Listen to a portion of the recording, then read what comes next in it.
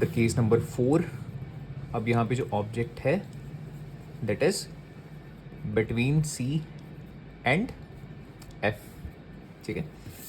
सो पहले मैं जल्दी से बना लेता हूँ मिरर को।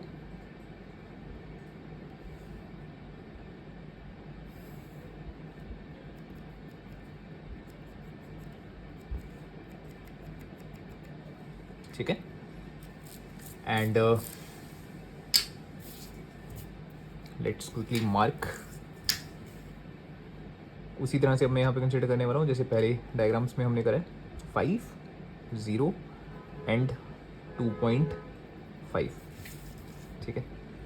सो this is C, this is F, this is P. Object है इस बार सी एंड एफ के बीच में, तो छोटा सा ही बनाने वाला है, 1.5 कंसिडर कर लेते हैं, ठीक है।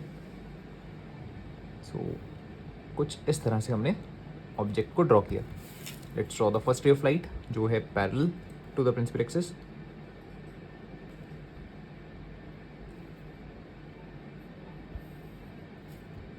राइट, आफ्टर रिफ्लेक्शन ये पास कर जाएगी फोकस में से,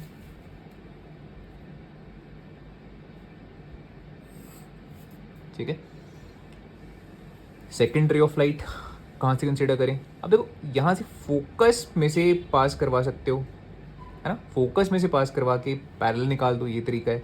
या फिर आप ऐसा कर सकते हो अगर इसको और कर्व करें तो, राइट, कि सेंटर में से पास करती हुई लाइन को बिल्कुल सीधा खींच के बेसिकली वो मिरर पे इस तरह से टकराएगी कि रिफ्लेक्शन के बाद वो सेंटर ऑफ कर्वेचर में से पास कर जाएगी। या तो ऐसा आप कर सकते हो, ठीक है, बट उसके लिए दोबारा से इसको कर्व करना पड़ेगा। सो बेटर है हम सीधा इसको फोकस में से पास करवा देते हैं। सो this is the focus, this is the top point, दोनों को मिलाया, यहाँ पे टकराया, एंड यहाँ पे आने के बाद लाइट बिल्कुल सीधा निकल जाने वाली है parallel to the principal axis, कुछ ऐसे। इस बार इंटरसेक्शन हो रही है यहाँ पे, सो इमेज बन रही है यहाँ like this. This is also inverted image, आप देख रहे हो नीचे की तरफ बन रही है। This is the object and this is the image, A dash B dash. लिखते हैं इसके बारे में। Firstly the position of the image, वो आप देख रहे हो कहाँ पे बन रही है, सेंटर ऑफ कर्वेचर से पीछे बन रही है, बियॉन्ड सेंटर ऑफ कर्वेचर बन रही है। सो हम लिखेंगे beyond C. Second point, nature of the image,